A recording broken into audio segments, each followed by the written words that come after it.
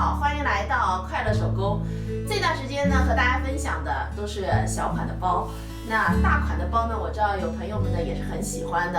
昨天呢，我又在网上看素材哈，看看有没有漂亮的爆款的大包，就看到这样子的一款。那这款包的面料呢，我呢也正好有哈。这个包的侧边呢有这样子的一个口袋哈，这种口袋呢我以前没有做过，今天呢也是第一次做，也不知道自己能不能做出来。接下来我们就动手开始吧。首先呢，我们来制作侧边上的口袋哈，这个口袋呢是它的一个卖点。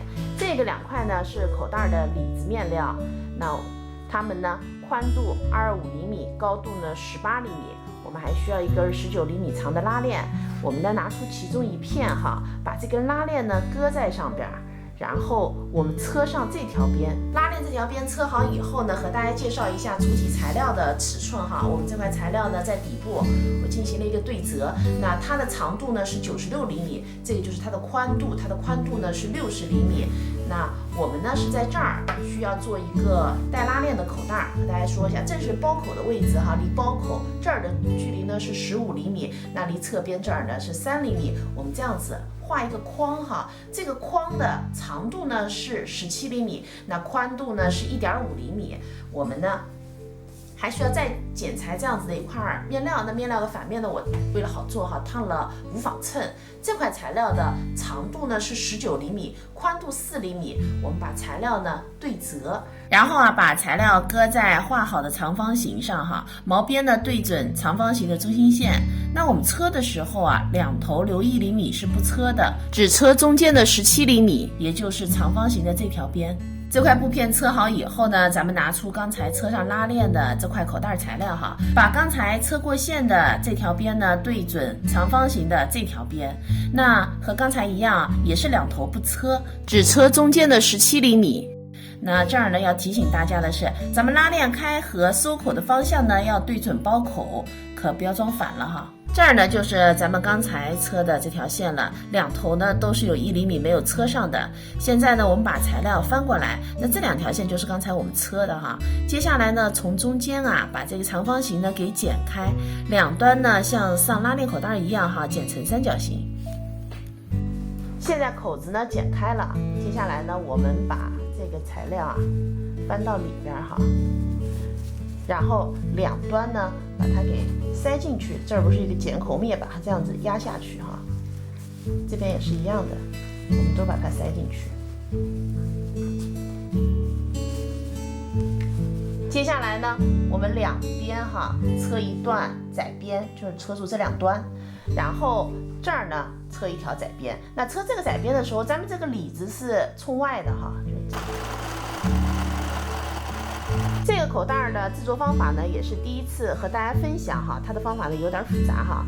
我再跟大家说一下哈，刚才我们车的几条线哈，这个拉链口袋的2端车上了，然后这儿呢，刚才我们车了一个窄边，现在口袋呢是这样子的哈，那分开的。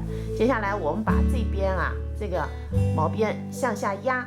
然后呢，我们还是车上这一条。现在呢，这条线车好以后呢，拉链的这边和这儿呢，咱们就连接上了哈。我们车的时候，这条线呢一定要车在这个缝的位置上边。我们的拉链口袋这里边呢还是没有一个里子哈。接下来呢，拿出口袋的另外一份里子材料，把它呢垫在下边，2片材料对齐。那我们还是在这个位置上哈，车一条线。接下来呢，把2片里子叠齐，车上这3条边。